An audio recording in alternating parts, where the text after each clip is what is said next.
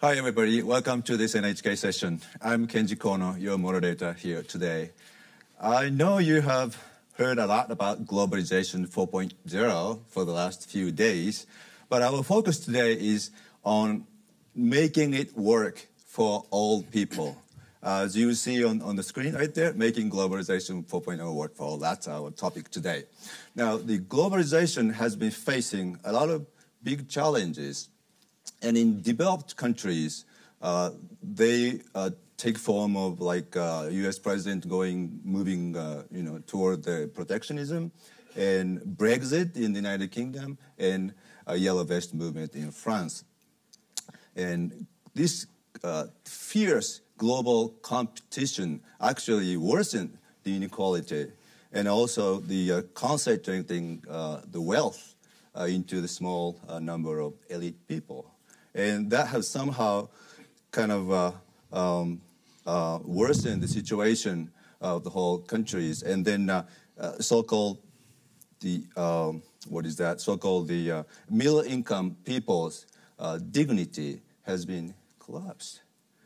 And there are some more concern that with the new wave of globalizations, like artificial intelligence and automation, this technological advancement may bring more inequality into the future. Now, when you look at the international level, you will see the gaps between the emerging countries like China and India, and the developed nations has reduced. Well, that sounds good, but when you look at the other countries, they are left behind of this trend. And countless people are still suffering the economic hardship. And some may choose the migration. So the question is, what kind of policies should be taken by international organizations or the government and the private sectors? And how we can ensure that Globalization 4.0 will not leave anybody behind?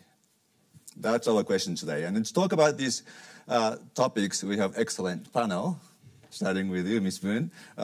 She's, let me collect it, Miss Laurence Boone. She's the chief economist of OECD, and she has previously served as economic advisor to French President François Hollande. And to her right, Mr. Hikmet Ersek. He is a CEO of Western Union. Of course, everyone knows the world top provider of international money transfer service, right? And large portion of Western Union's customer base are migrants working overseas. And he himself has this interesting background. He was born in Turkey and moved to Austria later. And Mr. Tadashi Maeda, he's the governor of JBIC, Japan Bank for International Cooperation.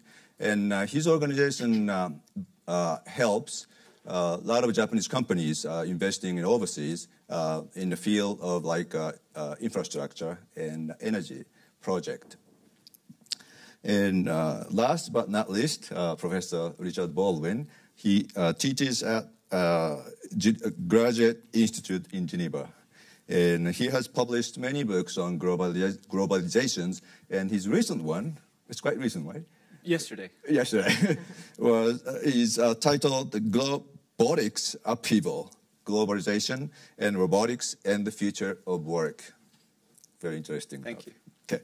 Now, let me start by asking each one of you, what is the greatest challenge by the globalization, in your view? Starting with you. With me? Okay. Good morning, and thanks for this invitation on such a prominent panel with perhaps a future president. Well, I'd like to point out two challenges. The first one is inequality, to which you alluded to, and the second one is the fair rule of the games. On inequality, they had been increasing before the crisis, but since the mid-2000s, roughly, the bottom 20% of the population in terms of revenue have not seen their revenue kept at the pace of GDP growth. And I think that's a big issue that we've said, and we'll continue to say this, right? Globalization is good for all, but it doesn't benefit all. It's good overall. So that's the first challenge, is to make it work everywhere. The second, on which I will spend a bit more time, is actually the rules of the game.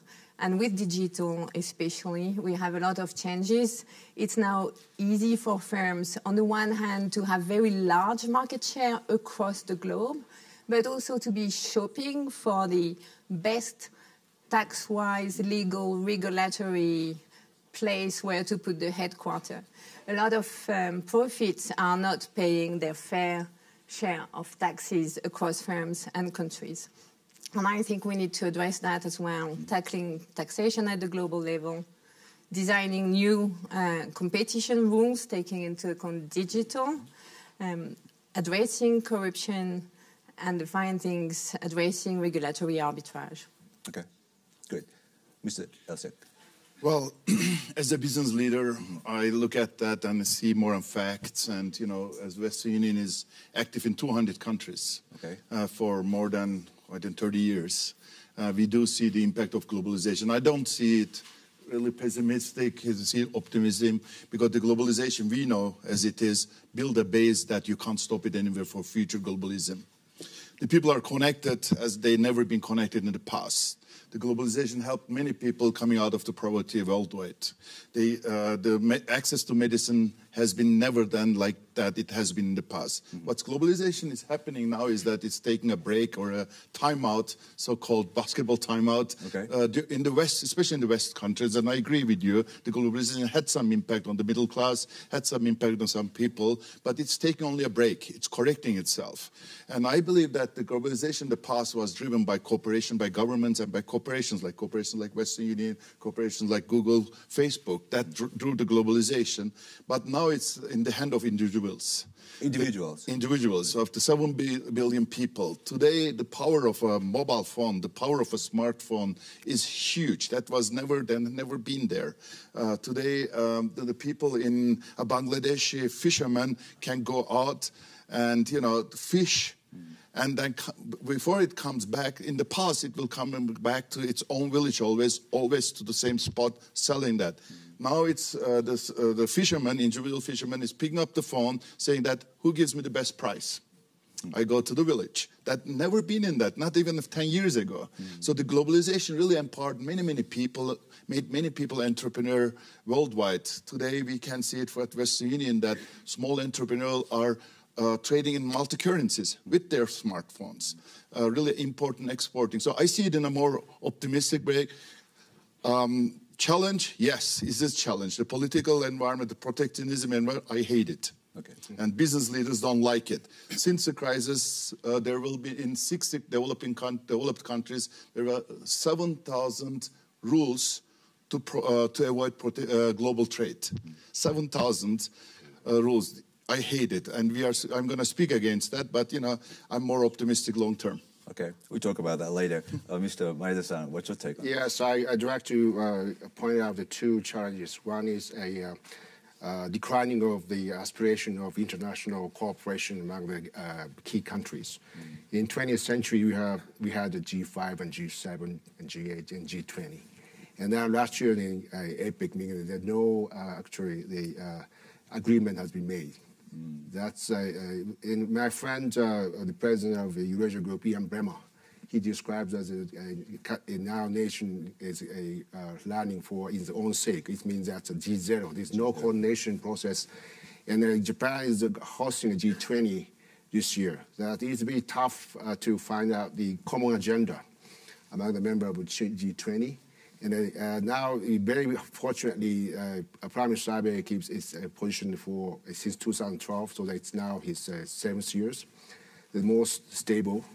And there's we don't have, in Japan, we don't have any logical. But we have a problem like aging society, declining of the population, and also that many of the senior citizens now feel left behind.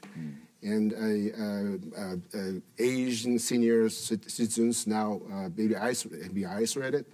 They cannot use digital devices. And that's the problem. That's also a problem of our culture in transition from the 20th century and the 21st century. And globally, still that the people living in below $2 per day still 750 million population lives in that's lower standard, and 1.7 billion adults do not have a banking account. But alternatively, they may have some smartphone and application, free application to settle that in their own payment. Therefore, there's a good chance for to spread of to reach those people who do not have a bank account. But we can collect the big data and then to give some right direction.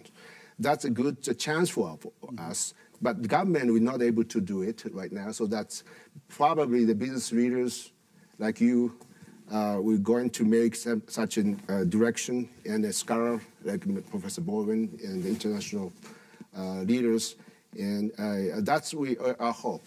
That's our hope. But the good thing for Japan is that we have kind of a good example of the senior society. So we still tackle that problem so that we can share our experience with our colleagues. That's interesting. Japan is a little different from the other countries because of the age society. Professor Baldwin, you researched on globalization a long time. What's your perspective?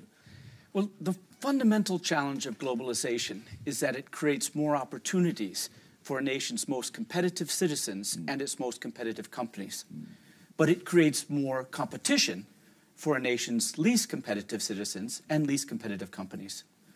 The real challenge of globalization is to find domestic complementary policies that the winners and losers can feel like they're on the same team and continue with it.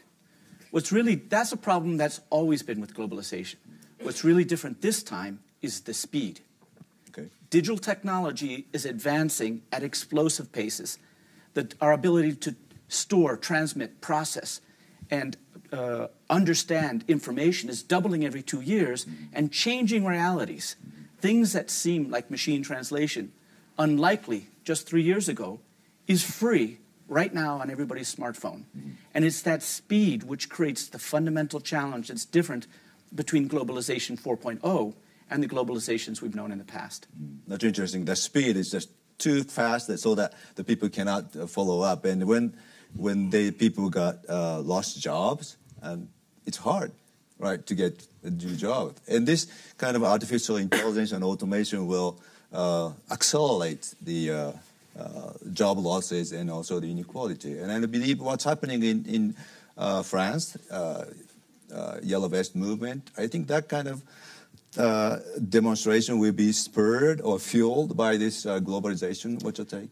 Well, let me rebound on what Richard was saying. In fact, it's the combination of globalization and digitalization which is affecting people. And the role of the digital technology even contributes more than globalization itself. So we have looked at this, and what's happening is it's the middle-skilled routine job which are being the most affected. And what you can see is regions lose manufacturing plants, either because they're in competition from low-wage country, that was the past, but now with digitalization, they lose these plants because robots and automatism is taking the place of people. So there's a divide between the top-skilled people who can benefit from it, low-skilled people who usually have care jobs, like with the elderly, and you cannot really replace with a robot, but the medium-skilled people have really burned the mass of this adjustment. To me, that's one of the most important things. That and the fact that their revenue is not increasing anymore.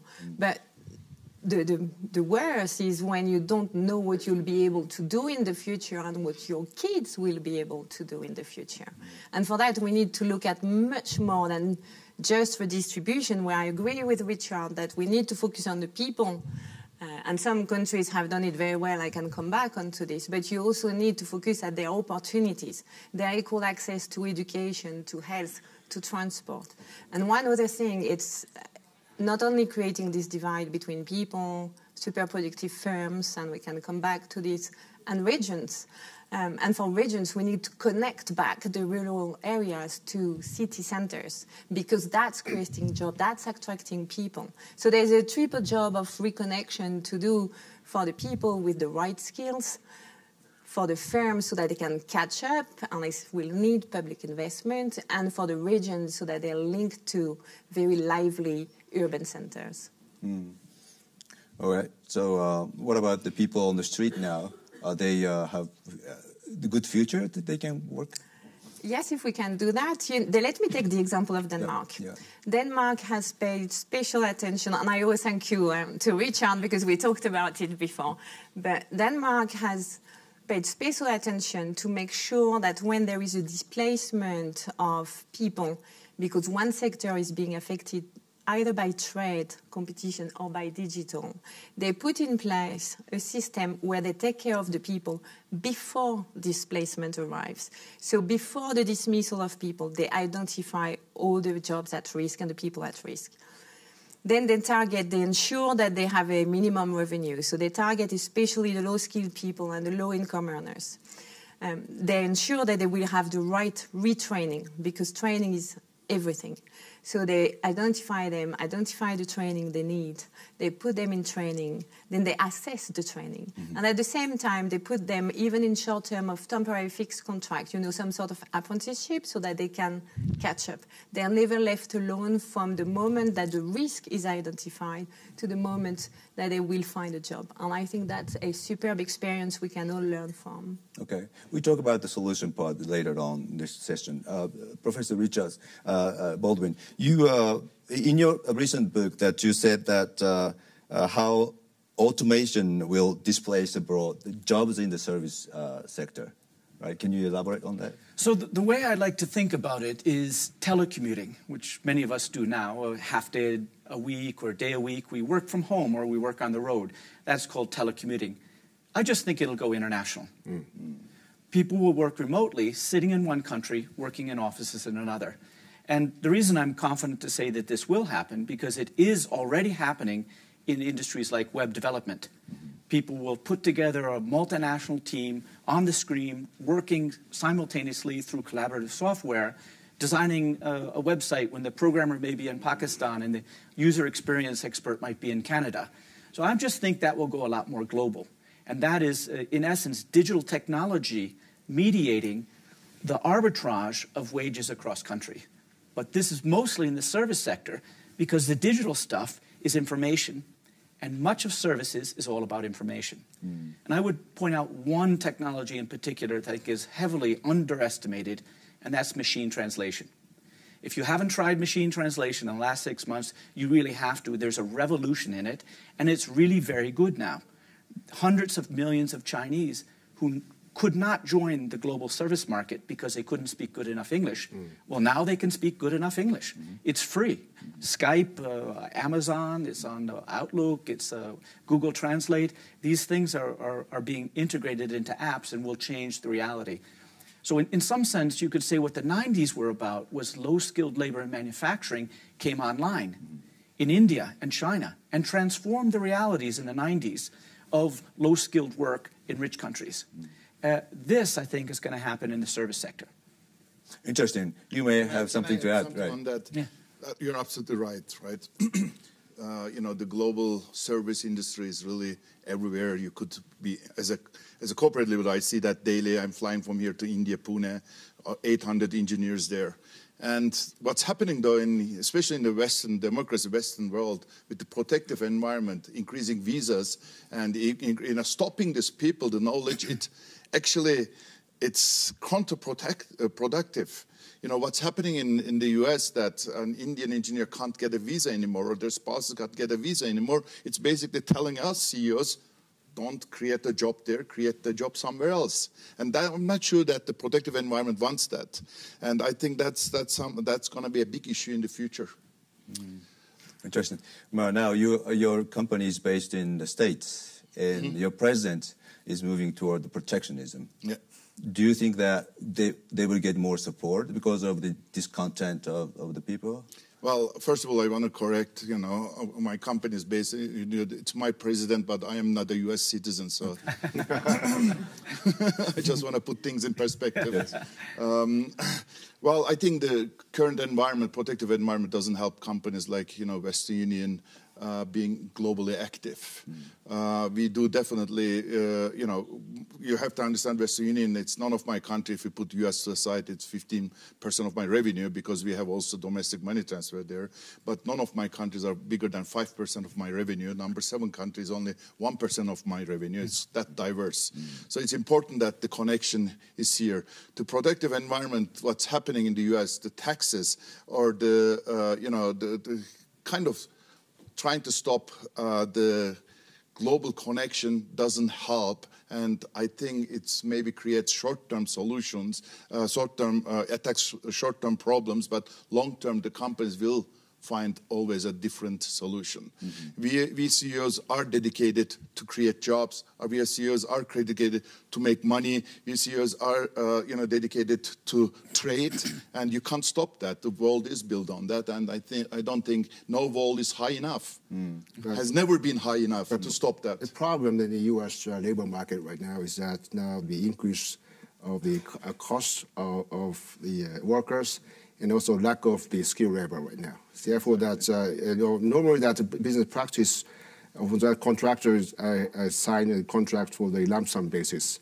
They cannot accommodate such a sharp increase of the labor cost. And therefore, that's a cost overrun. And then a lot of the companies made a problem, like Westinghouse, for example, that they made a loss, a huge loss due to the lack of the skilled labor.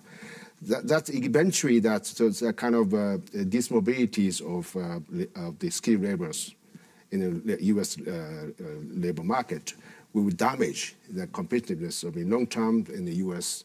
technology. So that's what the very short term policies on the protectionism will not be good for a U.S. economy.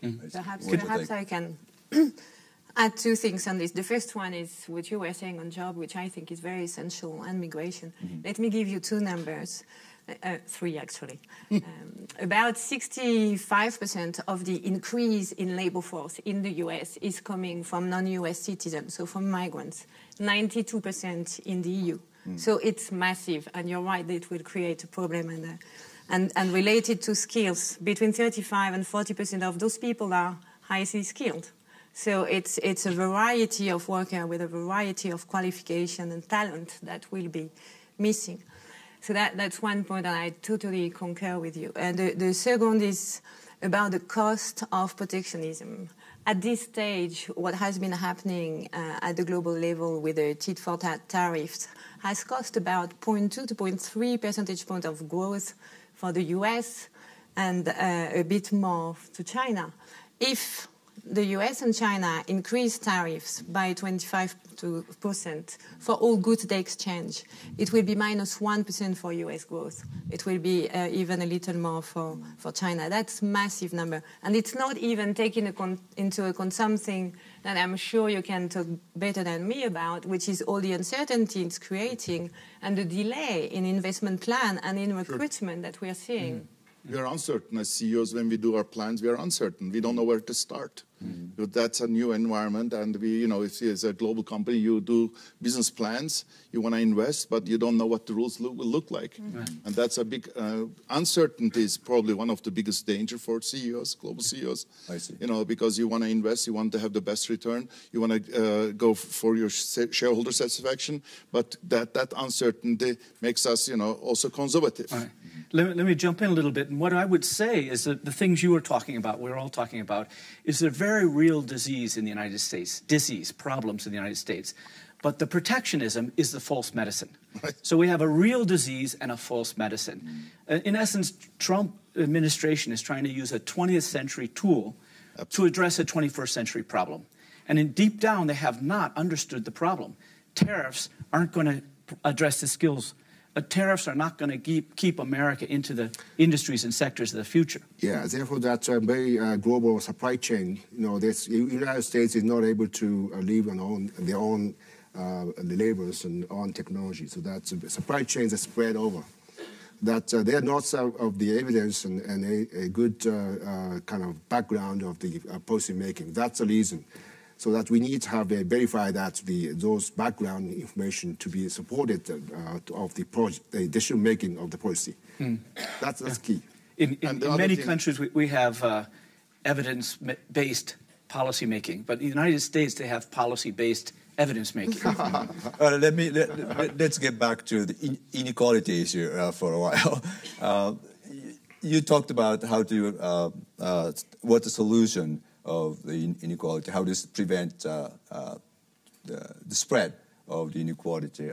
You studied in your book. Can you tell us what the... Well, so so first of all, I think the basic idea is it's about domestic policies. So people have to change jobs, and they've had to change jobs in the past, and some governments have very good policies for that, and we just need more of it. So retraining, maybe you have to change houses, maybe you need some income support for a while. Maybe we may actually have to have some clusters that are creating industries in places where people actually are. But it's active market policies. But I have to say the OECD has done a lot more work on this active labor market policy, so I would defer to my All right, can you share with us some, what the OECD can do about it? So it's actually a hugely challenging period because of that. But I think it all started in 2009 with the first Stiglitz-Sen Fitoussi report, which said, first, change the way you look at the data. Don't focus only on GDP. Look at inequalities, and not only inequality of revenue, but inequality of opportunities. And again, it's health, it's education, it's transport, and it's education throughout the lifetime. In Germany, they have a very good apprenticeship system and also vocational training, which is super important and that other countries in Europe do not have access to. Look at this data, look at gender gap, migrant gap, elderly people gap, youth gap, try and span the entire dashboard of inequality indicators. Then the second, and I think it's something that we've improved a lot upon, is the policy recommendation that we made before were solely focused on GDP growth and productivity. Now, for each policy recommendation, we look at the impact on productivity, but also on how it affects the income distribution. That's if we take the medicine example of Richard, there's a detection, diagnosis part, and for that, then you can do the right medicine. Let me take a simple example. The diesel tax, right? I think most economists would agree that if you want to, it's a tax which is designed to change the behavior of people, stop consuming diesel. It's not a tax designed to raise revenue. And when you look at other countries, and that's the OECD comparative advantage is to look at plenty of countries, the way to make this environmental tax work is actually to compensate the people who will lose from it. Because those people, when you look at the impact on income distribution, the people affected by a diesel tax, they are the low-income earner. They are the guys in the suburbs or in rural areas who need their car. And that's a real shock to the way that they live. So in British Columbia, in Canada, they did that over several years. They looked at the revenue expected from this tax on diesel, and they said, we redistribute this revenue, targeting the low-income earner households and targeting the corporate, which are SMEs and have not got a huge of means. And by doing this redistribution, so they got zero out of the money, but they changed the behavior of people, and they were able to increase carbon prices to a level that they thought was satisfactory for the purpose that it looked with was changing behavior. It's an example. It's the same when you increase VAT, or it's the same if you reform the labor market. You don't do that in a downturn because more people are going to get redundant. You do that in an upturn. And you target with education and active labor market policy the retraining I was describing for Denmark, those that will be affected. The big change to me is we've gone from looking at the world in aggregate as economists as looking at the individuals and their heterogeneity and how this is impacting them. Talking about inequality, that I earlier that I said that 1.7 billion population do not have bank account. And 2/3 of this is women. Therefore, that normally financial products that we government banks or those commercial bank holds is not able to reach out to those people who do not have a bank account. However, that using for the microfinance, for example, that we actually invested into the microfinance fund last year for supporting the empowered women entrepreneurs. And the statistics say that the non-performing debt portion for both, in terms of gender, male and female. Female is way, way better, 700% better than male. Therefore, that they pay back and then they own their own small enterprises and then create more business and to income level be going up. Therefore, that using these devices like the smartphone devices, so that we can put some of the, not just only fund, but also that's the information about, for example, that weather information, and also that some necessary commodity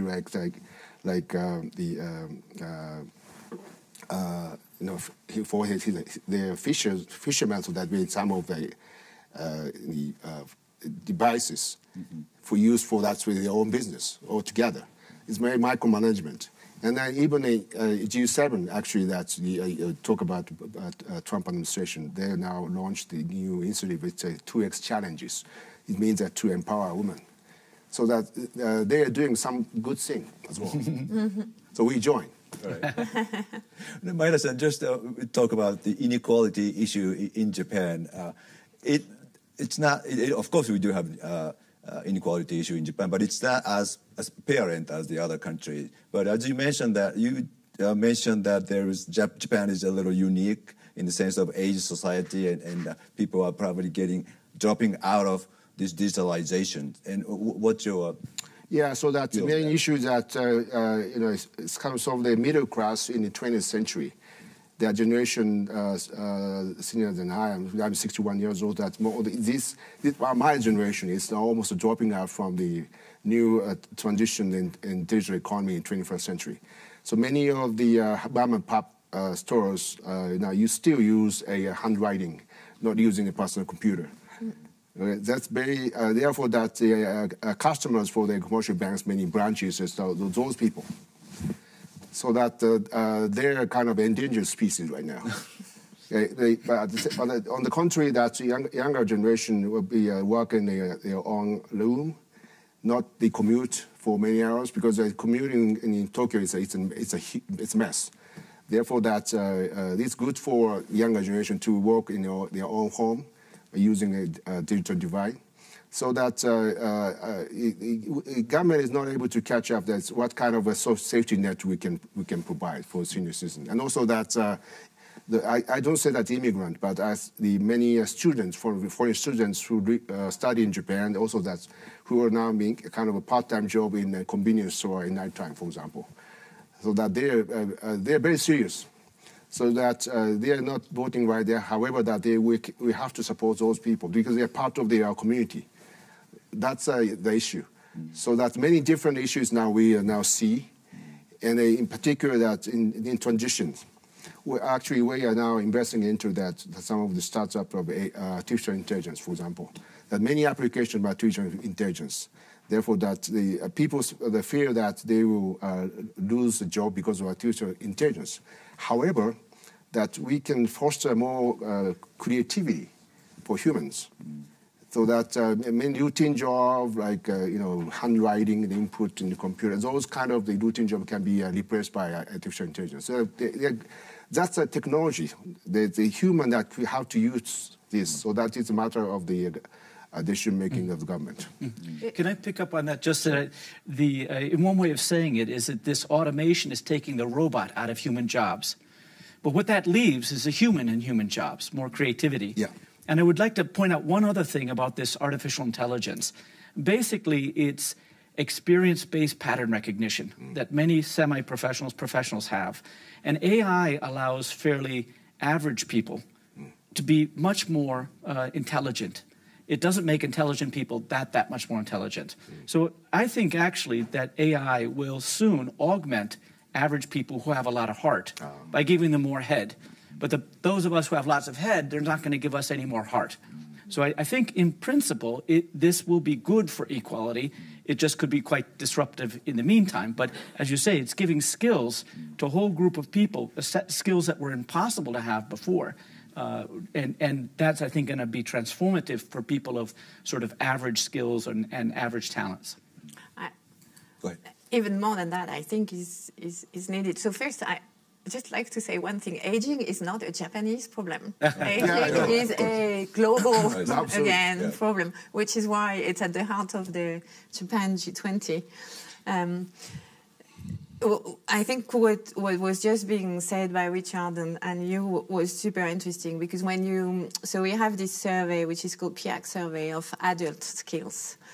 And the latest edition of it noted that 50% of adults in OECD countries lack basic problem-solving skills. 50%. It's enormous. And I'm not sure to what extent automation can help with that.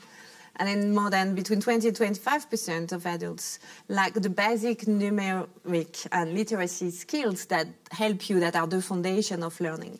So I think the first investment that as much government as actually companies have to do is to ensure that people have those basic skills, because that's the foundation of what you can do in life afterwards. Okay. We're talking about skills. I want to focus on the gap between the developed countries and developing countries. As I mentioned, that some emerging countries like China and India benefited a lot from the globalization, but there are some other countries that are not. Do you think that the gap widens under globalization 4.0? Well, no, I think it narrows. So in some sense, the comparative advantage of developing countries is that once you adjust for quality, it's very cheap labor. And up till now, the only way that they could exploit that advantage is by making a good and exporting the good. But with this telemigration or international telecommuting, they can export the talent directly. Now, that will, I believe, allow the emerging market miracle to spread much further. Up till now, it's been mostly based on either commodities, which a country has or it doesn't, or manufacturing, which has been limited to a very small number of countries, above all China.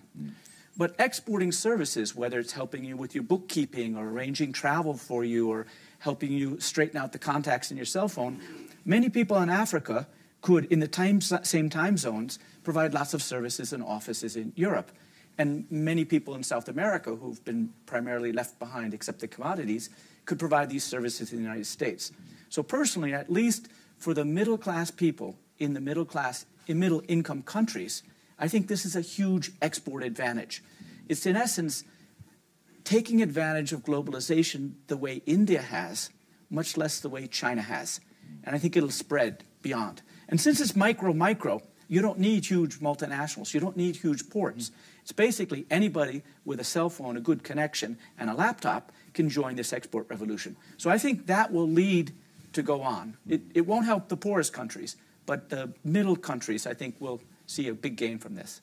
And you agree with that? Yeah, I do agree with the individual that you empower them and they will be a part of the global connection. And I believe also that the emerging markets have a kind of a better start in the new globalization than developed countries. There's two other things also. I will make a point on aging population later, but today what we see is a big issue between state capitalism and state democracy. The developing countries tend more to state capitalism, and they have a 5, 6, 7, 10 years program, and they execute. In the democracies, in the West democracy, in liberal democracies, every step will be questioned because it's a way how we. So state capitalism doesn't care. They have a program, they execute, and it's a competitive environment. And more developing countries go to more controlled capitalism than on a free capitalism. And that tension, it's a big tension. I don't know. I'm not a politician, but as a business leader, we don't know how to operate in that environment, and that's something that we have to solve. Sure. Or in the state capitalism. Normally, that state capitalism, for example, in China, see that it's a player will be a state-owned enterprise. Now it's not true. I know. Now it's not true. So that even a pure private company is now forced to mobilize those data to the government, and the government is trying to control, and without the care of for example, that privacy, gathering the data of these without paying any attention to privacy. And also that in terms of speed of decision making, it's much quicker than the normal liberal democracy. Therefore, that there's some risk that globalization, digital economy, be good for totalitarian regime because in terms of decision-making speed, that's a really problem. So that we have to pay attention. And on China, for example, that very rich people using a private jet.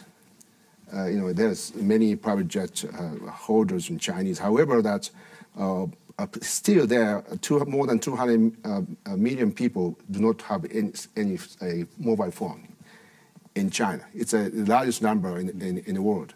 And then India and Pakistan. Therefore, that is in China, because of this data kind of inequality of digital economy, the gap is being widened. In China? In China. Mm-hmm. Can I pick up on what President Ersek said, and you a little bit as well? Is that emerging markets need a plan? This thing is happening super fast, and you're talking about the form of governance which lets them get a plan, and you're talking about how fast to make the decision. But the key is this thing will not fix itself. People will, eventually they'll get connectivity, but governments can do things to help people get ahead of this curve in emerging markets, even more than in rich countries, because for one thing, they've got so many young people and so much talent that's basically underpaid and underemployed. So getting a plan, I think, is a good recommendation. But there's a big difference between having a plan and controlling a plan. Yes. And that's a big thing. And where I have some issues is too much control is really overcoming the freedom of the people and stopping the entrepreneurship long term. Short term, you may win. If you have a 5 years plan on the infrastructure, you will build the road. There won't be a question. You will build the airport. There won't be an environment question, and that will help that environment probably to short term to develop the area. But in the long term, you may destroy the environment. Maybe the road will destroy the environment. So that question is a big, actually, world problem that we have to solve, and that's in my mind. If I may add, I think the state capitalism, which should indirectly target, perhaps, or perhaps it's not the one, but at least we all know one. But it usually involves subsidies in various forms to state-owned enterprises, for example. It usually involves loans that we don't really necessarily know everything about, for example, to emerging markets, which is creating some uncertainty. It usually involves some regulation or some kind of protection from the outside world that's distorting competition. So I'm not saying that all the sector should be open, but what I'm saying is this particular form tend to lead to unfair competition, and that adds to the resentment of other countries, and we fall back into the trap that the protectionism that we and the trade tension we've seen so far have been creating. So we need a plan, I think, to help developing economies with migration, with climate change, and we can talk about that later. But some of the emerging markets are already too advanced to actually still stick to this type of strategy. But when I talk about state capitalism, I'm talking maybe we can words and definitions are always I don't know. But I have to say that more and more emerging countries are voting for a controlled environment. I mean, if you look at what's happening in Brazil, you look at what's happening in Turkey, if you look at what's happening in Russia, all these people, all these governments came by voting. The people voted for them. So there is a tend to, and these people will tend to control the environment more, will go to more state capitalism. They will like to have the long-term vision then. I think I disagree. Do you have a lot of governments which have not been in history great government and that have been voted initially? I think these people are turning towards this type of institution because they've been immensely frustrated by how globalization and digitalization has shaped their world. I don't think this planning is the answer. I think the answer is first and foremost education. Second, that firms at the global level pay their fair share of taxes where they owe them to, but not this type of response. But it's happening. Yeah. But that's why we need to address the root causes of what's happening. I agree. All right. No, you agree. As you mentioned, that we talk about the migration issue, migration and climate change. Talking about the migration, Mr. Ersek, you have the background on the migration. And do you think that what's happening in the States and looking at what's happening in the States and in Europe, do you think that the society is moving away from inclusiveness? Definitely. So migration is such a complex and big problem. First of all, there are about 258 million migrants, 260 million migrants worldwide. And if you add them together, there would be a 6th or 7th biggest nation.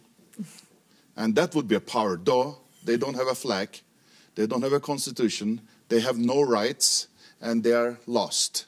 So I think that's why I took that subject also. I'm speaking on behalf of many migrants. There are 2 types of migrants. First, the first migrants, forced migration. You know, if you don't move, you die. And I think we as a global citizen should take care about that. The second one is really attracted migration, which countries, because of my aging population, because of changing environment, really need migration. And what's happening is that the second part is just ignored. That the value of migration is ignored. It's not only the people moving in a country, but also the money they send back home to support them. There's about $630 billion sent every year. Can you imagine that if you don't have that anymore? It's really not, for a country like Liberia, it's a disaster for a country like Mexico, for a country like Philippines. A Filipino nurse who works in Saudi Arabia at the hospital, helps there, makes maybe $1,000. Half of the salary goes back to Philippines. And the number one reason why our customers send back money is education. They support their children that they can have a better life than they had the life. And if you don't have that $300, and for $300 you can go all year at school in the Philippines.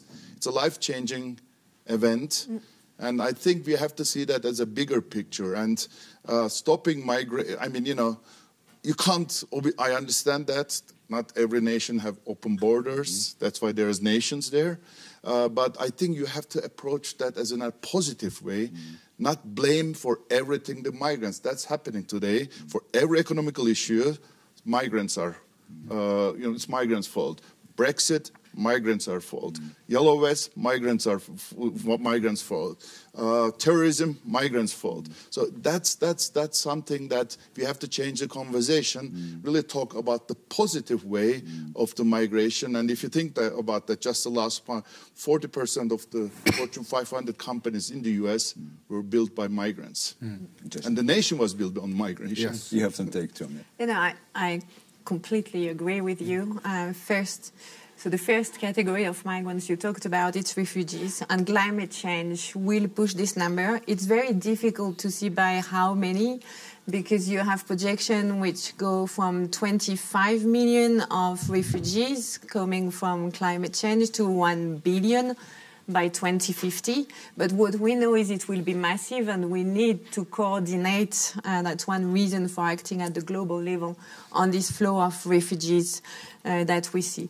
The second thing, and I really like what you said about skills, because as you say, economic migrants, and the first one who arrived in Germany in 2015, they were highly skilled people, because it takes an enormous courage to leave your country, cross the water on a boat and arrive somewhere to build up something, and usually they are very much entrepreneur.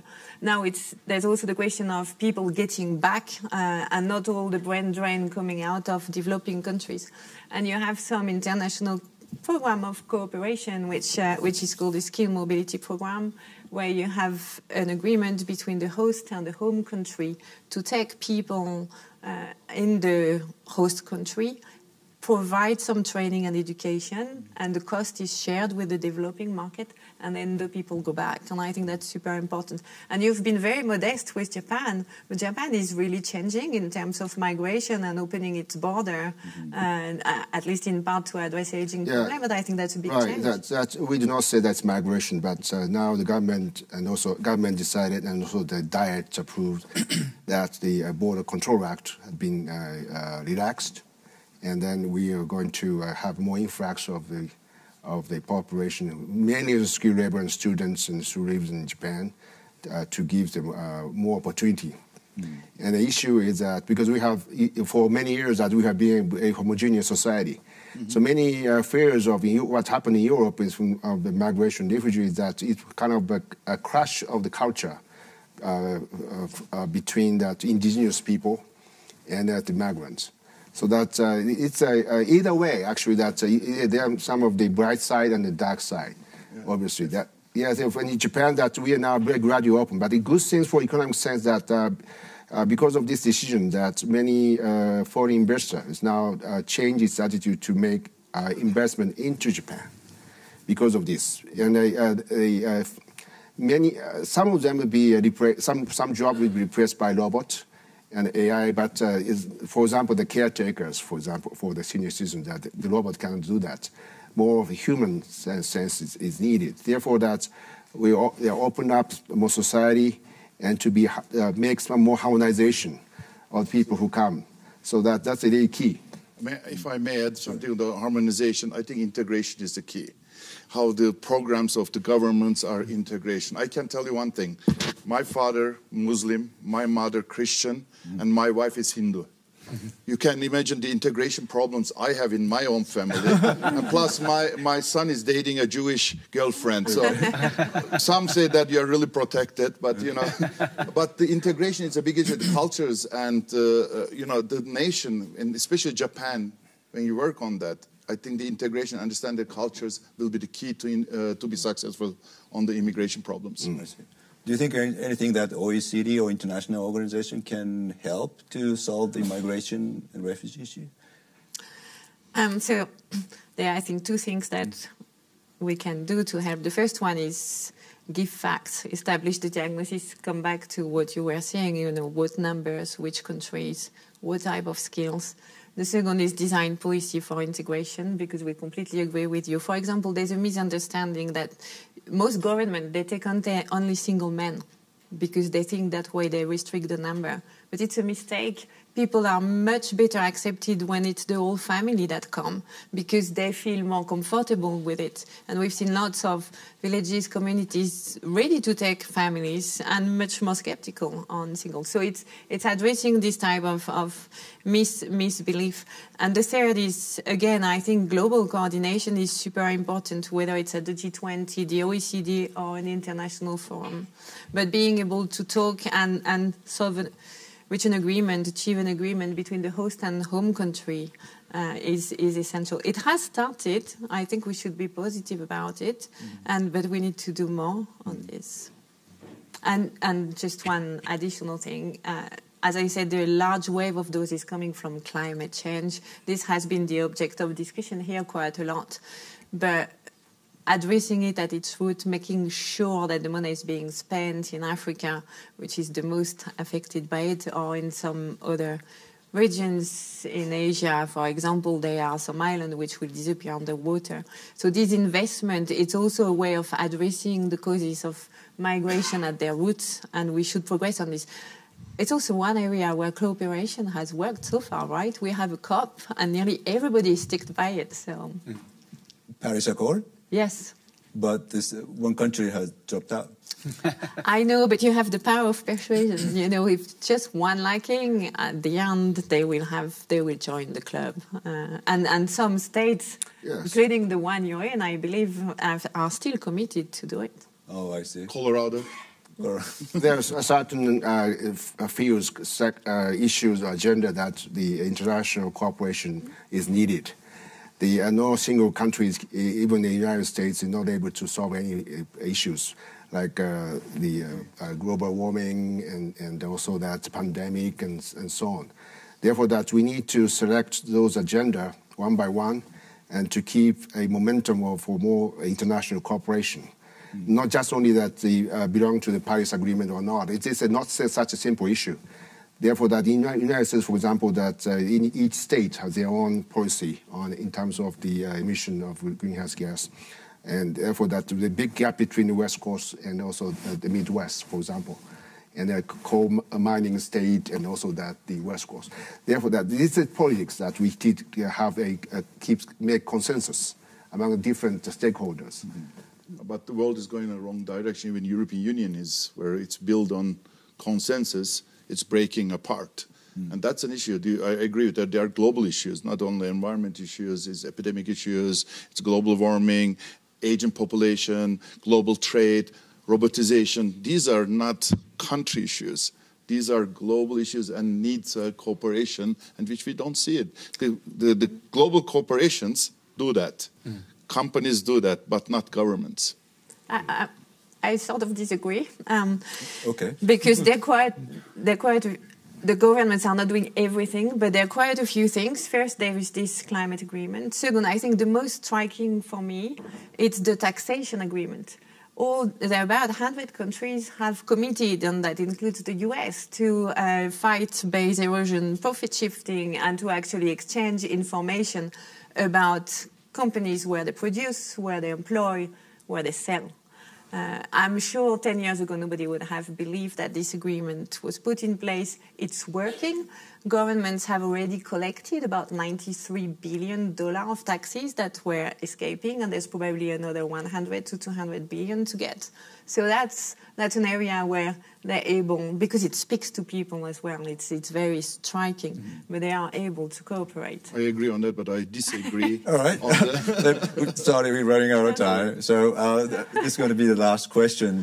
Just ask if you have to sum up in one keyword that what is needed to so that the globalization 4.0 will not leave anybody behind and go to the better future. What your word would be and why? Just 30 seconds each, please.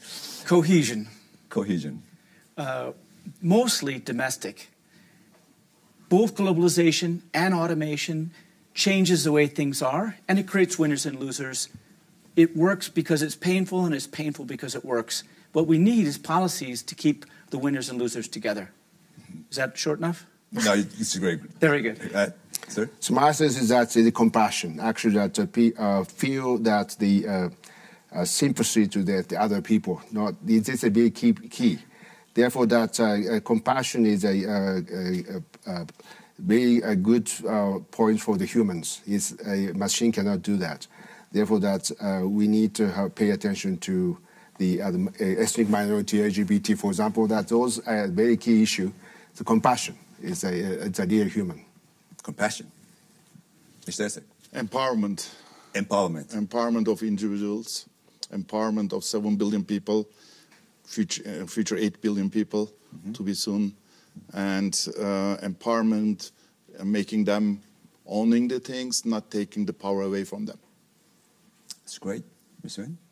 Cooperation, because I don't think we'll achieve any of the three effectively if we don't cooperate all together at the national and at the international level, and also cooperation between the government and the private sector. And that requires a lot more dialogue, I think, than we have had so far. Wow, so but we should all be optimistic about that. Optimistic? Optimistic. But to fit together the words so well, it was almost as if we planned it before, but... No planning. No planning. No planning. Well, thank you very much. It was a great discussion. Thank you very much. Thanks for all coming. Thank you.